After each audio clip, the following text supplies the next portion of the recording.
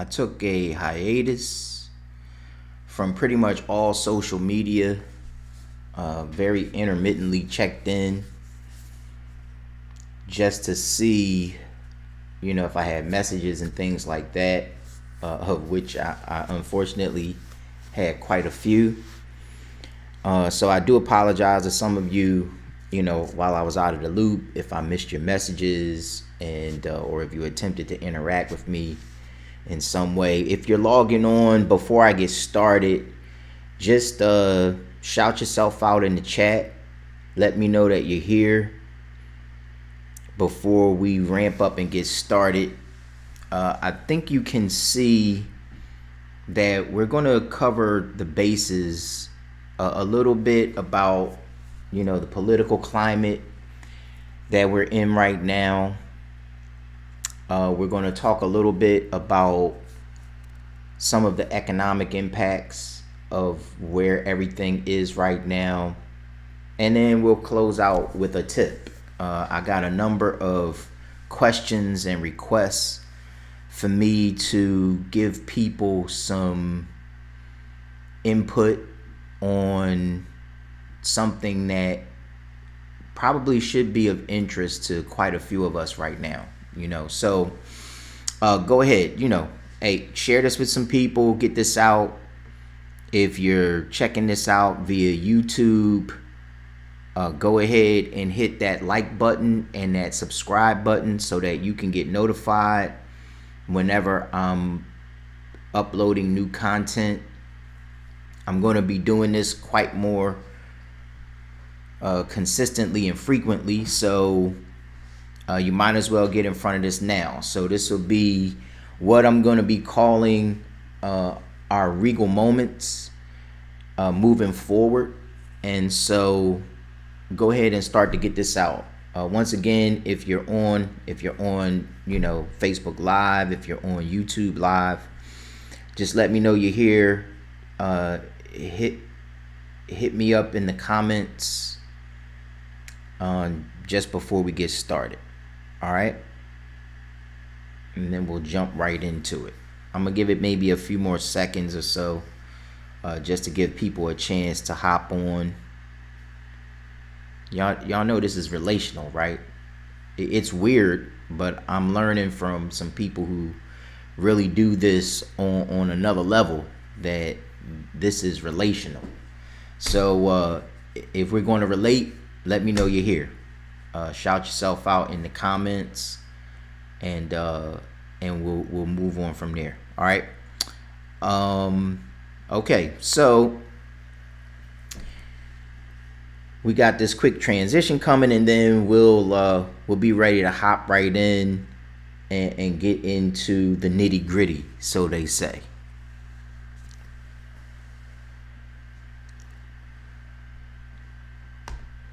All right, so for all of you out there, if you're out there on Facebook Live, if you're out there on YouTube Live, if you catch this later, it's your friend once again, Rashid. I use that middle initial K, Coleman, because I share my name with my nephew, with my oldest nephew, and praying everybody's well.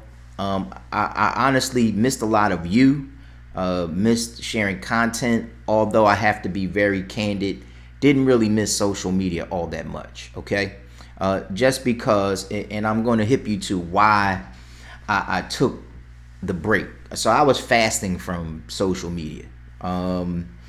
Once you identify that all of these platforms, these mediums, although they can certainly be and are at times very helpful, very powerful in their reach and in their impact, they can also be very negative.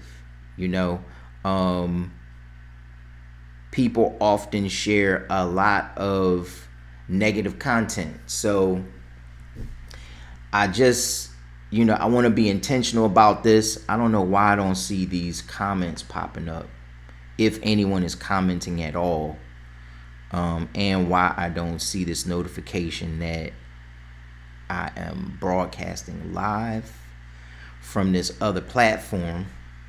Wow.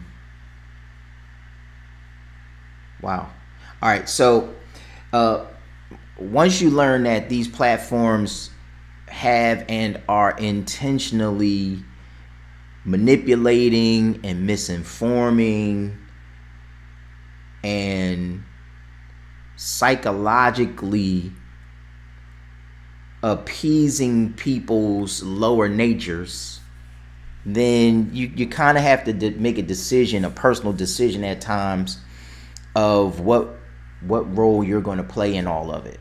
And so I just really had to take a step back for myself, just to understand or to really evaluate what do I really intend with all of this, right? So I'm hoping that more people will begin to be a little less self-interested and self-motivated in the way that we utilize these platforms, right? We're in an age now where there's many people who the only world that they're exposed to, that they're engaged with, is the world of their own imagined design. Many people, if you're not familiar, the algorithms in all of these social media platforms is designed so that you only see what you want to see, what you enjoy seeing, what confirms or corroborates your own outlook on life. And so you just need to know all of social media is a filter of sorts, and we just have to be able to make sense of all of that. Okay. So that was why I took a little time off, and I'm hoping that more and more of us will especially realize that we're being influenced to believe and feel that we're more divided than ever, right? And I'm here to tell you that just isn't true. We're not more divided than ever. I think we're as divided as we've always been.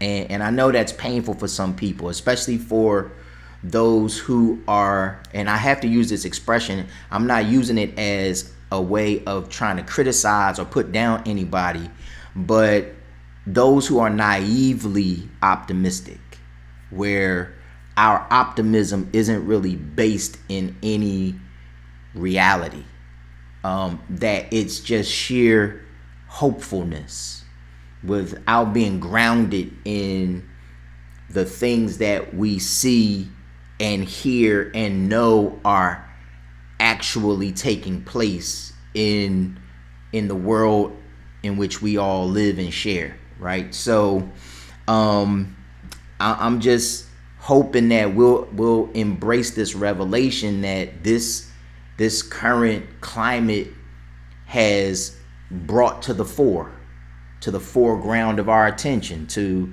the foreground of our emotional awareness, that all that we're seeing right now is really just the systemic fruit from the systemic causes of divisiveness and racism and white supremacy. Now, I want you to know that when I use that word, there's no venom on that. I'm going to tell you something. We do need to understand that anytime there is oppression is a dance. There has to be some level of cooperation wherever there is oppression. Okay. Now the context is what's important there, because some people, we lay that blanket down and then we don't really reinforce that or add any further context to it. And there are underlying issues that make that cooperation very difficult to even be aware that the cooperation is taking place, right? There's also instances and underlying issues that make that cooperation very difficult to reverse or to challenge from a personal standpoint. You know, there's some cooperation that is the byproduct of love and the intention of keeping others safe, right? So that's why I'm saying you can't just lay that down as this thick layer of generality. No, there are many reasons that it is a dance, but it is a dance, okay?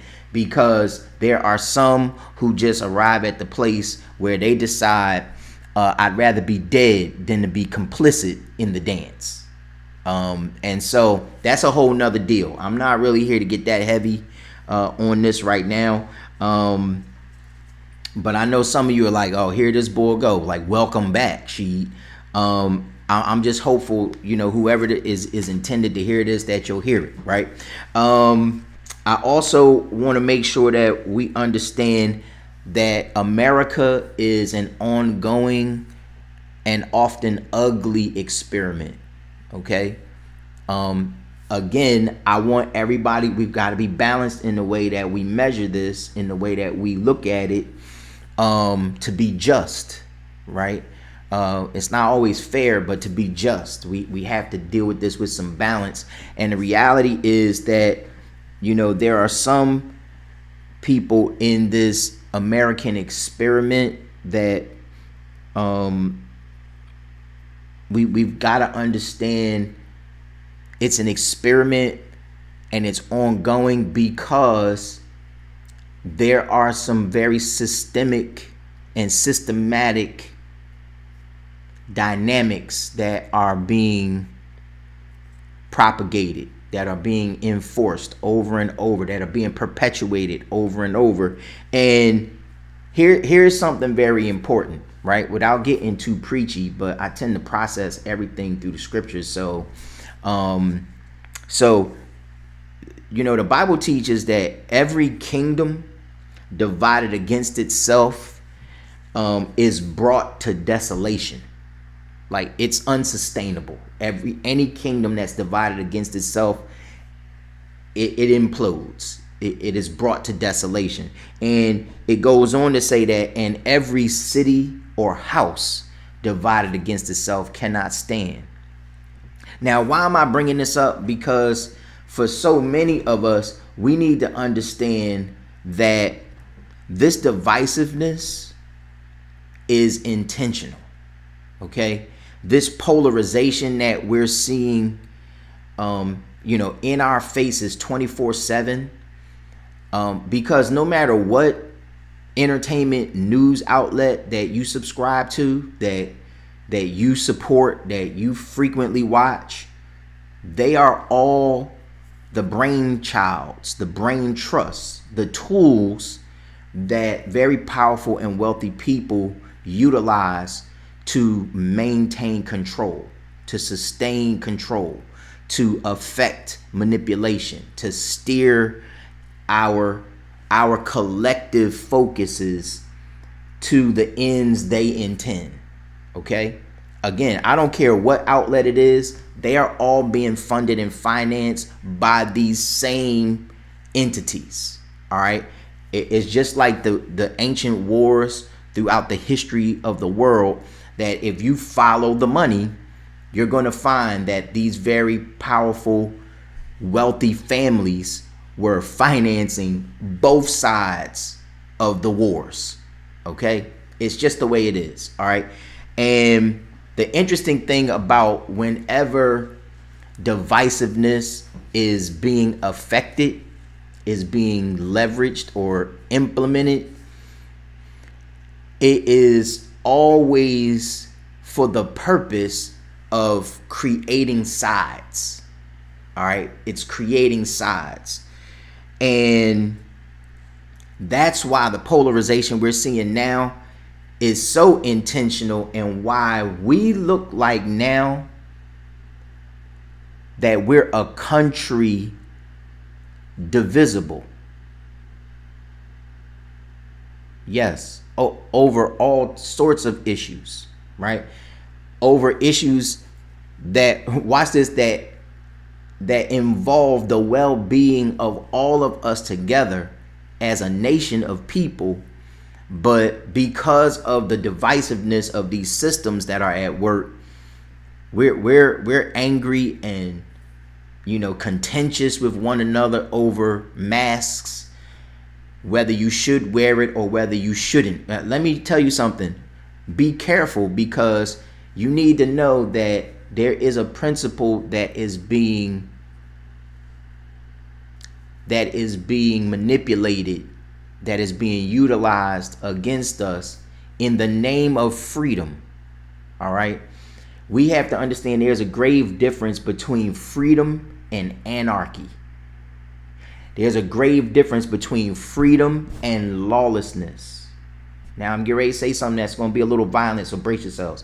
There's also a grave difference between freedom and nonsense. Okay? Insensibility. Let me tell you what I mean by that. Because it's nonsensical to put yourself and others in harm's way over something as simple as wearing a mask and believing that your right, which is your right, to exercise that right by not wearing one, because you're defying the requirement. See, when the requirement is for all of our good, I think that becomes a very interesting prospect. Okay, so I'm just here to tell you, like, again, we all will suffer, and we all will continue to suffer as long as we subscribe to division. It will implode. I'm talking about the nation at large, and there's no way around it.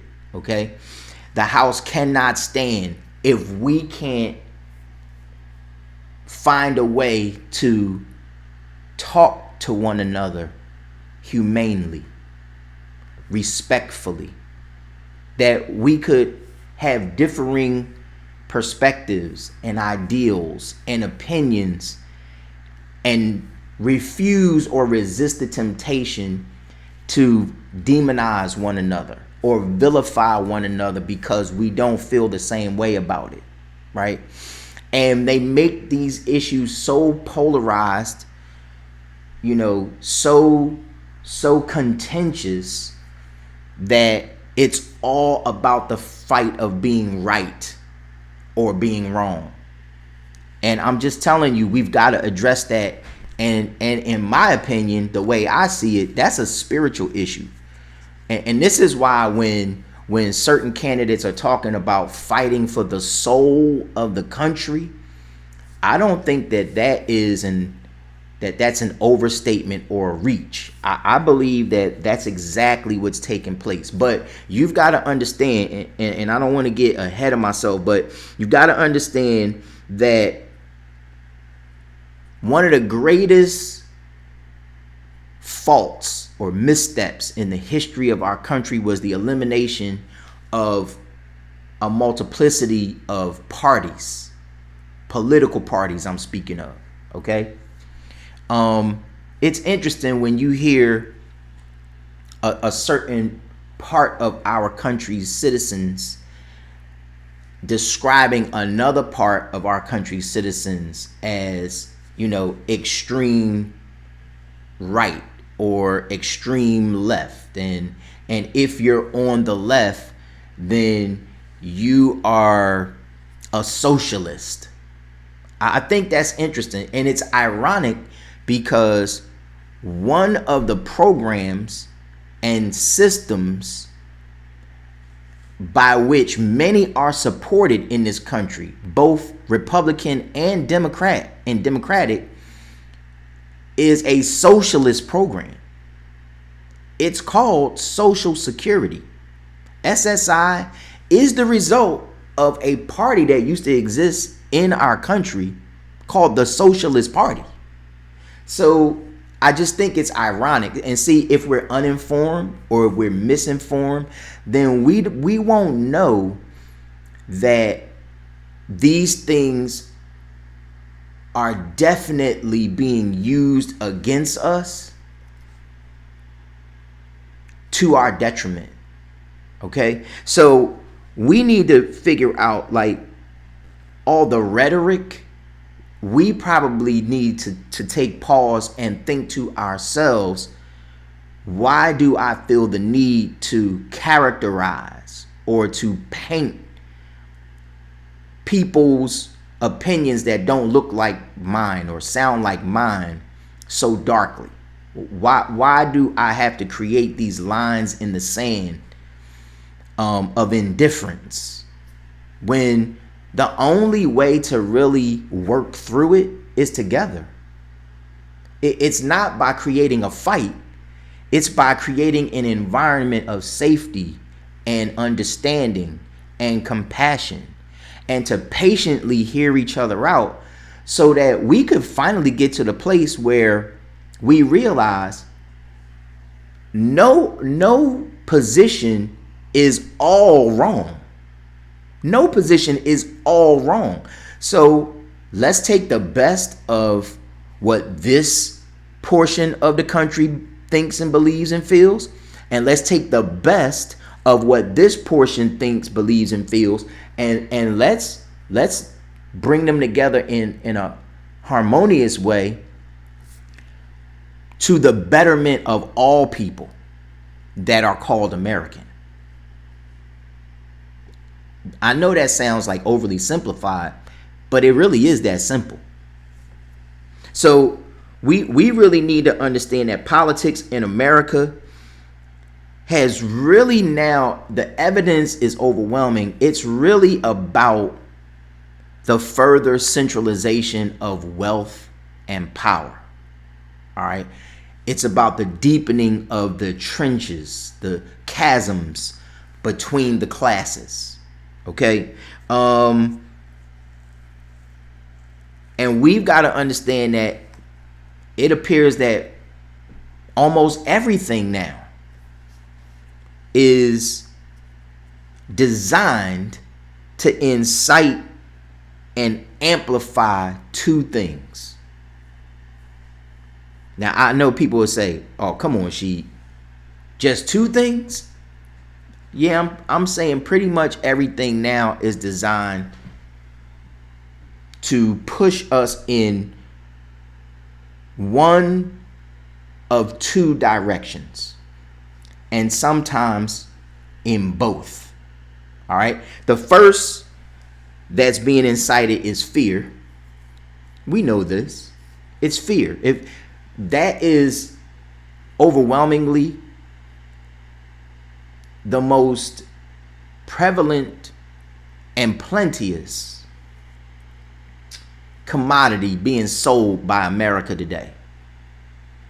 I know we don't think of it as a product, but what America is pushing constantly is fear.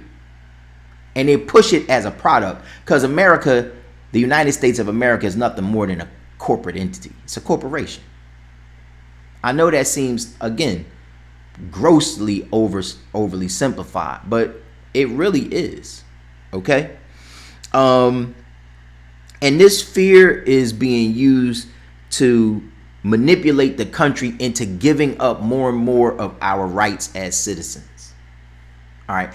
And it's done so elegantly, so masterfully.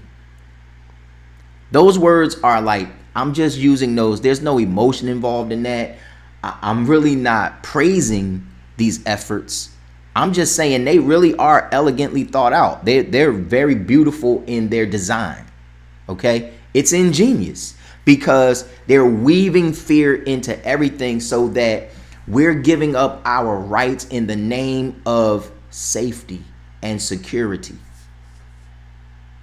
Do you see this? It's amazing how many people will be willing to just go along with whatever comes down the pike if we believe it will provide, create, or increase our sense of safety and security. That's the America we live in. Scared to death. We're afraid of each other.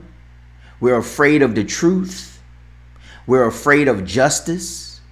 We're afraid of equality. And that's on so many different levels that involve so many different things. We're afraid of these things. We're afraid to live around people that don't look like us, that don't believe what we believe. Fear. It's in everything. It's everywhere. It's so thick now and so engrafted as a part of our daily lives in this country that we don't even realize that we're living in a constant state of fight or flight. It's why sickness is so rampant in the citizens of our country. This is why we're the most highly medicated country in the world. It's because of this constant bombardment. Be afraid of this. Be afraid of that. Be afraid of them. Be afraid to go there. Be afraid to think like this. It's amazing. Do you see this? All right. So the second product that America pushes now, anger and hatred. Anger and or hatred. I don't really think that sometimes people have to be angry to hate. I know that sounds ridiculous. I'm just telling you, the more I think about it, you don't necessarily have to be angry to hate. Sometimes people hate because they believe it's their right. Do you see this? Right? But this anger and hatred is designed and intended to further divide people along party lines, upon perceived rights. And the interesting thing is, the more we're able to dehumanize one another, the easier it becomes to violate each other. Do you see this? To discount one another, to dismiss one another, to throw each other away, to totally disregard the person of another person. Do you see this?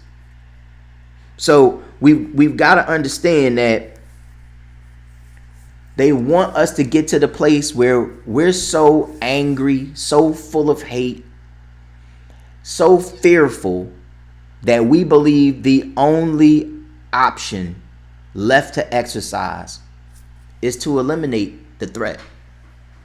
And when we believe that enough people are the threat that needs to be eliminated, they'll finally have what they want again. A race war. See, I don't know if you've thought about it like me, but think about what they do to own history. To rewrite history, you can only rewrite it when you own it. And you can only own it when you've written it.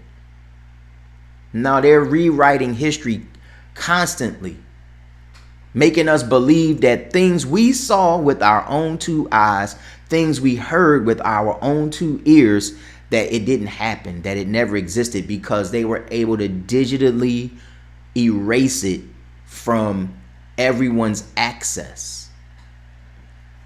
And this is where the complicity of the gatekeepers becomes horrifying, frustrating. The gatekeepers, who they have the footage, they did the interview, they know this person said what they said in the way that they said it. I mean, with total disregard for the very people that now support them. Some of you will catch that tomorrow.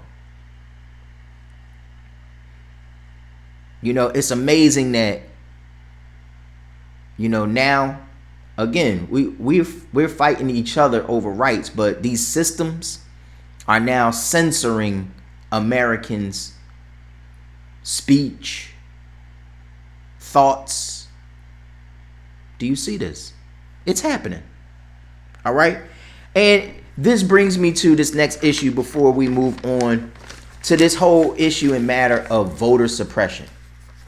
It's interesting. Let me tell you, and I don't even mean this about those who intend to try and steal elections or manipulate elections. Now, for a moment, I just want to appeal to my brothers and sisters. And again, I count everyone my brother and my sister. If you're a human, you're my brother, you're my sister. I don't care what color you are, what your background is, what you believe, what your orientation might be. Listen, you're my brother, you're my sister, right?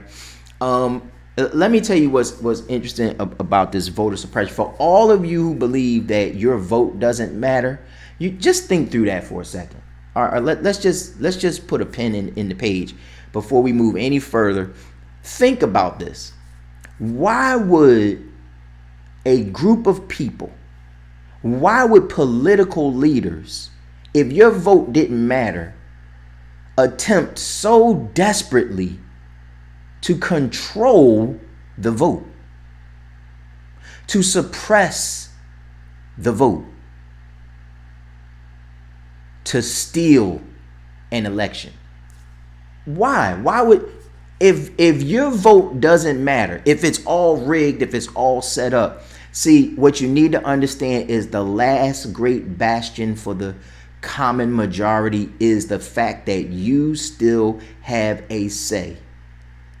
You still have a right to voice who it is you intend to represent your voice, because that's what we've lost sight of. We've allowed politicians to become oligarchs, and we've allowed politicians to take on way too much power, more than their positions afford them. And we've lost touch with how to hold these people accountable. And you need to understand the reason that they act the way they do, oftentimes, sometimes against their own personal belief systems, is because they know your vote matters. Just think about that. So the next time you go to avoid an election, just think about, you didn't just tap out on a system, you tapped out on us, on the people, because you didn't understand. Maybe you'll understand it now. If it didn't matter, there'd be no need to suppress anybody's vote, because they would just control it any way they wanted to.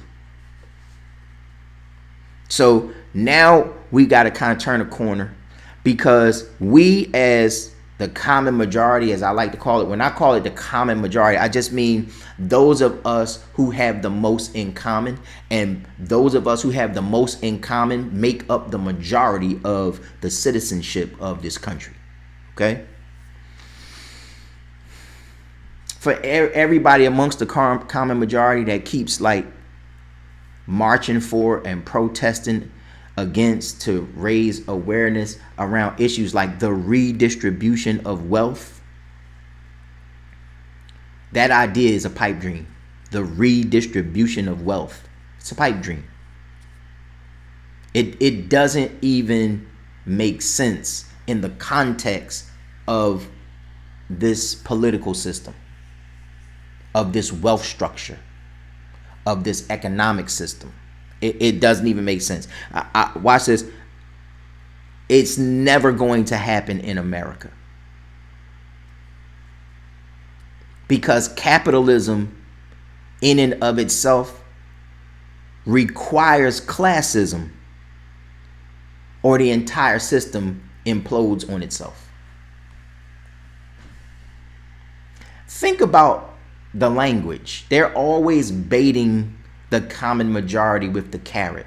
Like, think about how they set up these iconic figures who come from places where many of us come from, and they say, see, this minuscule, this sliver of the population in our country represents the possibility that you too could do it, that you too could make it. That's not even, that makes no mathematical sense. We all know it's possible. Like, the possibility exists, but what we often don't understand is they do that to manipulate people. And the language is, if you just work hard, if you go to school, you get your degrees. Like, all of the language, the banter, it's all to serve the system, not those who espouse those ideas as they're like put out here in the airwaves. Now, I know that it might sound a bit cynical to some people. Like, well, Sheed, are you saying that's not true? That any one of us couldn't have the same shot? I'm saying it's not that simple. I'm saying that anytime you see one of those iconic figures, they were able to make certain agreements and get access to certain circles, the likes of which many of you, perhaps, maybe I'm just speaking of me, maybe I shouldn't try to project what I would do, because I've already done it. When you've already walked away from a certain degree of success to answer the call of purpose, then you can make this statement. Now, I'm just saying that there's some people that they know what's happening, and they know that the cost of entry into certain situations is to literally sell your soul. They know that. To uphold the pursuit of what you want personally above what's good for the majority. I understand that. Like, we got to understand, addressing wealth and class, job and income disparities, it's all a pipe dream in this country. All right. Let me tell you why I say this. Again, it's not to be negative and to try and create a sense of despair. I'm not trying to kill your dream. I'm never going to be that guy. But what I understand is that the way that it's been presented is flawed. It's flawed. There's no way you or I is going to do it if we don't understand the importance of community. And what I was going to say a little earlier is there's no one who's ascended to these lofty places of success or secular success without certain dynamics and forces coming together to help that process along. No one gets there by themselves. I don't care who it is. I don't care who you pick. No one got there alone. People will say, well, I don't know what you're talking about, like a Michael Jordan or LeBron James or Kobe Bryant. Their talent spoke for itself. Oh, their talent spoke for itself, but they had parents that got them to practices, put them in camps to perfect their craft, to get them exposure to people who could take them to the next level in their craft, to take them to the next level in competition. I'm not even talking about from a skill set standpoint. I'm talking about access to leagues. You see what I'm saying? Not everybody gets that. So all of it works together.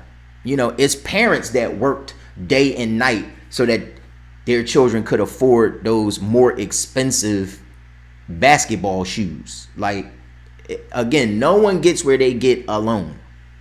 No one. All right. So we've got to understand that this entire system in America, now it's going to get a little violent here, so I want you to brace yourselves. All right.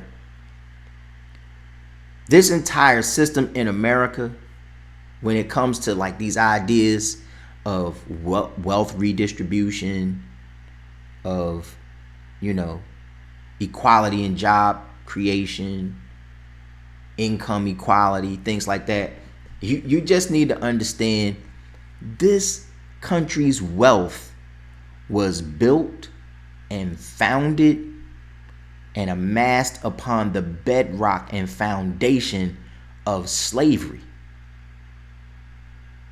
A lot of the wealth associated, that old money, is associated with the oppression of people so that they could get free labor. Do you understand the economic and business advantage it is to be able to have all that productivity without the overhead of having to compensate a workforce?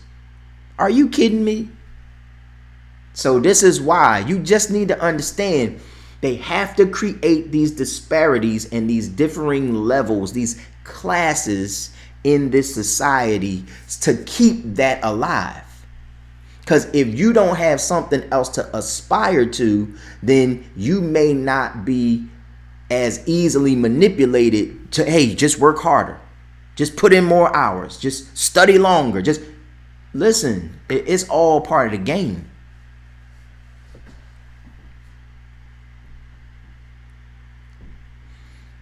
Again, I think it's interesting that people listen to these half-baked stories of like people saying, if you just grind, if you just work hard, you'll make it. That's not true. Many of the people who work the hardest around the world make the least amount of money. So that's not it. It's not the whole story. Do you see this? So some people are like, man, you came on here. I just believe that we're not woke enough. We talk about stay woke, stay up, brother, stay up, sister. We're not woke enough. We don't understand that all of this is the byproduct of misinterpreting something Dr. King was saying before he was pivoting into another perspective and stance on what was required to really move people forward. Okay? It was the reason he was killed. All of the social movement, that was bearable by the system because it didn't get to the God of the system. But as soon as his pivot moved to economic equality, economic empowerment, which would have had to have had an educational component around things that matter far more than 1 + 1 = 2. And what a noun and pronoun, a verb and adverb are. What a definite and indefinite article are. Like, oh no, when you start teaching and getting to the heart of things that really move things forward, when you learn how to create blueprints to empower people to create and pass on wealth, that's when things get real. So all that to say that we have to understand that now is the time that we move away from these demographic manipulations, like espousing and upholding these icons that they present to us, and that we understand we're not going to measure the larger, broader percentage of the population by the small slither of a percentage of those who have reached the heights, the lofty heights of secular success. That's not what this. No, what we need to do is we need to stop, again, misinterpreting that what Dr. King was talking about in the social movement was relational socialism. Like, if you listen to the language of Dr. King, it was around integration. That's the word I'm looking for. It was around social integration. Do you see this? It like some of his most renowned speeches, it focused on how people came together. That's all relational. You don't need politics for people to come together.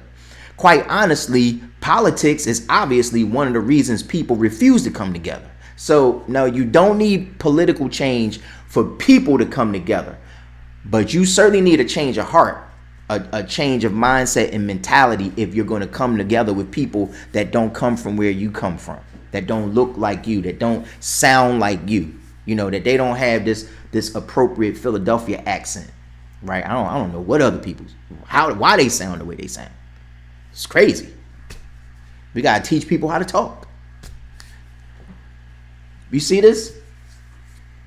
No, so these icons that they deliver us, it is really just a selfish, a self-serving way of allowing them to create the moral and ethical justifications for creating such dynamics, for sustaining such dynamics. Do you see this? Meantime, the rest of the system is designed to poorly educate these same people that they saying, hey, if you just work hard enough, if you just study long enough. But the entire educational system is designed to miseducate, to undereducate, to misinform. Do you see this?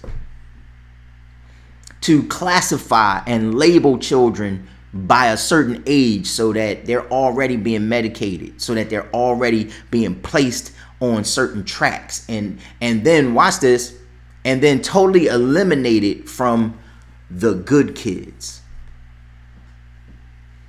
Because once an educator has decided that this child doesn't deserve to succeed, it's over. Then these pipelines get created where the only outcome for some of these people, not all, again, we got to be balanced, not all, but for a large number, just look at the statistics, for a large number of these people who get discounted, who get thrown away, who get dismissed from importance, who are no longer challenged to raise their expectations of themselves, who are not, their innate gifts and abilities are not extracted and drawn out of them. Do you see this? So this is where, and we get ready to close with this, this is where we got to understand our interdependency. It's critical. If we're going to create and develop a future that is worthy of us as a human race, we're going to have to understand our interdependency. That, yes, indeed, everything that happens to someone is going to impact and affect me. Everything that impacts someone else is going to impact and affect me in some way, shape, or form. And there's no way around it. It's just the truth. And the deception of privilege, and that's not just about white people. No, there are some people, there are people I associate with, people that I'm a bit close to, who they said they voted a certain way because it was good for them, for their finances, for their tax situation. Hey, listen, that's why I'm saying, like, relationship is important, and I can't hate them for their position on that. I get it. It makes sense. We would love to make everything about money. Do you see this? It just simplifies a lot of things. Doesn't solve anything, but it certainly simplifies some things. When I don't have to think about my own character, my own moral judgment, my own moral and ethical compass, that simplifies some things. So as long as he's good for me and I can buy the toys I want, hey, I'm all right with it. Or I don't have that big a problem with it. That's the fairer statement. That's the juster statement. I don't really have a problem with it. I might not be okay with it, but I might not like it, but I don't have enough of a problem with it that it's going to influence my own decision making. You know what I'm saying? So I get that. Just to be just in it. We just have to decide if it's going to be us that's in that position. All right. So we've got to understand that because of this privilege, They tend to believe that they're always going to be removed from it. And I'm just telling you, it's just no way. It's going to show up. And then things start to move when it starts to show up in people's own backyard or in their own family. And then they're touched by a situation that used to be remote to their world. And then all of a sudden, now all things have to change. So that's why I'm a firm believer. Instead of being angry and enraged about somebody only paying $750 in taxes, start yourself a business. It could even be a home-based business so that you can leverage the tax incentives that are in the code for everybody who learns how to leverage the tax code. Just do that.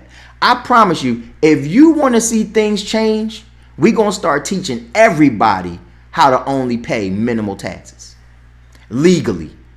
I hope everybody catches that. Legally. There's nothing illegal about that. But some people won't give up their tax statements because they know there might be some stuff in there that they can't afford to let anybody see. Somebody will catch up to that tomorrow. We've got to understand, to live humanely, it's not just good for the objects or the beneficiaries of that humane living and decision making. It's also good for the person making those humane decisions, because we are interdependent. Okay? All of us together. This is why I preach, I say, I herald, I make the clarion call to community in every opportunity I get. And I don't mean the kind of community that's only good for one or a few people. No, I'm talking about community that considers everyone that's part of the community, that we adopt a round table mentality where there's no head of the table. Do you see this? And I don't care how brilliant some of the people are at the table. And I don't care of how dim some of the lights might be at the table. No, it's in that, watch this, that we start to understand, because of our interdependency, we have a responsibility. If we know more, if we're more able, if we've had certain opportunities afforded us, if we've had certain means and measures of support that were a part of our lives that help to amplify opportunities in our lives, or open doors, or even open our minds to perceive beyond the boxes that some of us lived in terms of community, in terms of the impact and effects of the conditions where we come from, then we have a responsibility to the brother or the sister to our right or to our left, to teach them, to empower them. Do you see this? Not to give them a handout, to empower them to know this is how you get this done. This is how you make moves. This is how you make these moves that move the system in your favor.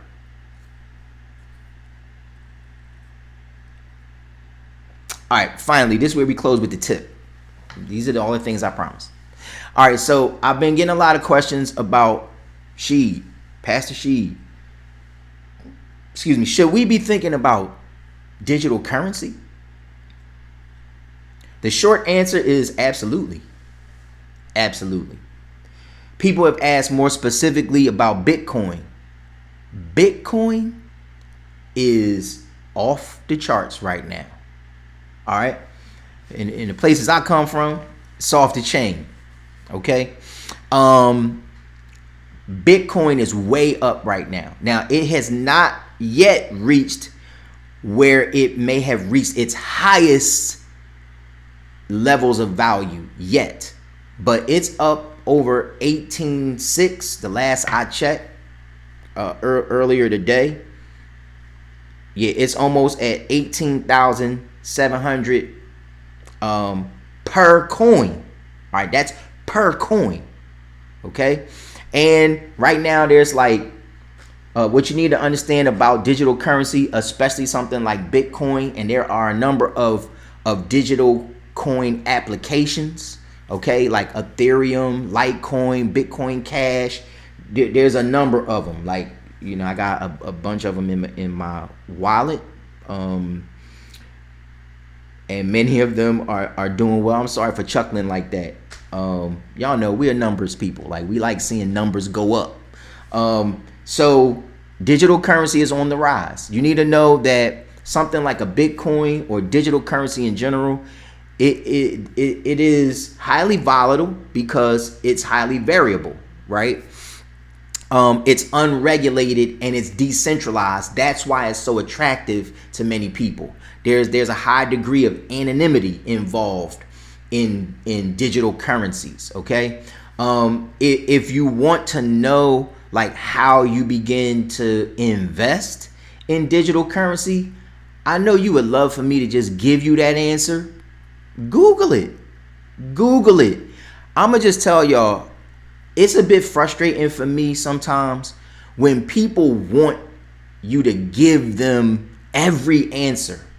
So I'm gonna direct you to what you want to look up. There's applications that you can download on your iOS device or your Android device, and you can begin to invest in digital currencies.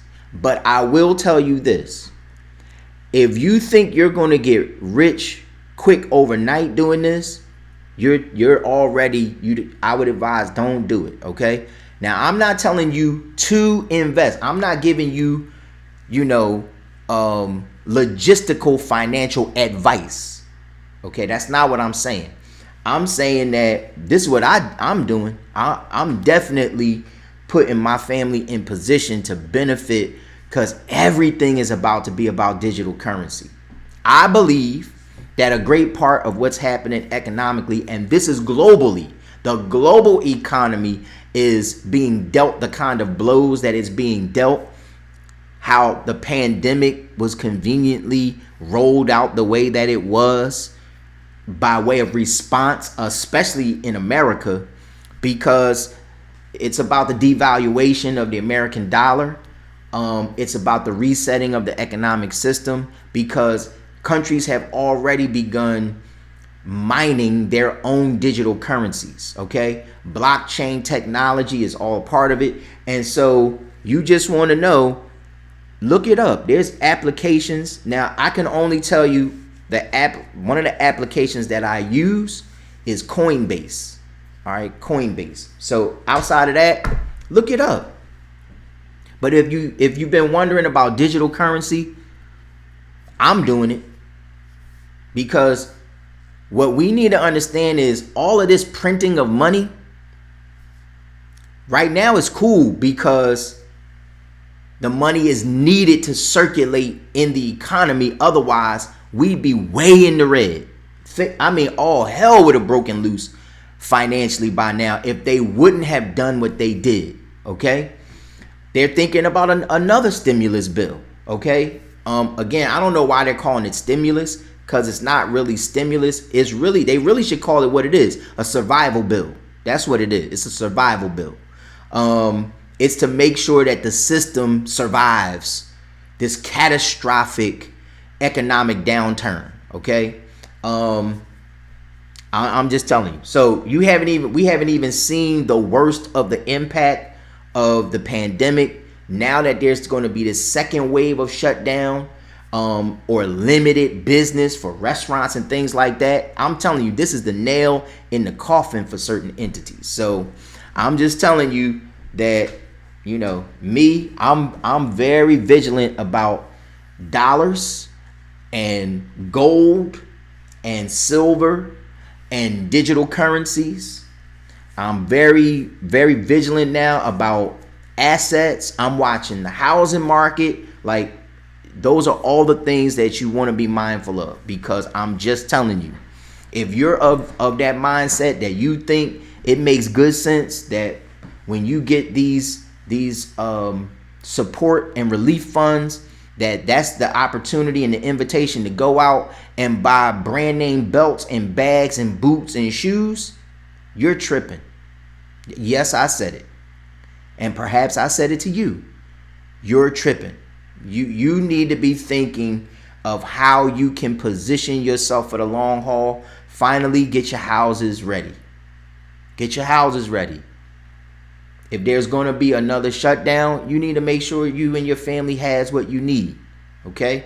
A person contacted me a little earlier. They were saying, man, I ordered seed and my seed didn't even get delivered. I'm not surprised at that. It happened to me. I think I put that on one of the last lives I did. It never made it. Then I ordered another pack of seeds and I did get those. Okay, so you got to be persistent. I'm just telling you, you got to be persistent and you need to prepare yourselves. Get these non-perishable items, canned goods, field rations, things that you can save for like up to 100 years. I'm telling you, I'm saying it. All of that, a means to prepare food that needs to be prepared outside of your range in your home. Like get some charcoal if you got a charcoal grill. If you need propane tanks, I'm just saying get your house ready. Okay. All right. Look, God bless you all. Love y'all. Like I said, we're gonna do these regal moments far more frequently and consistently. I'm gonna do my best to post at least once a week at a minimum, and definitely looking to share anything I believe will be helpful to all of you. Take care of yourself so you can take care of others, because any one of us devoid of service, we are not paying the rent necessary to be here. God bless. God bless. Enjoy the rest of this fantastically beautiful day and make it everything you intended to be simply because you can. Peace.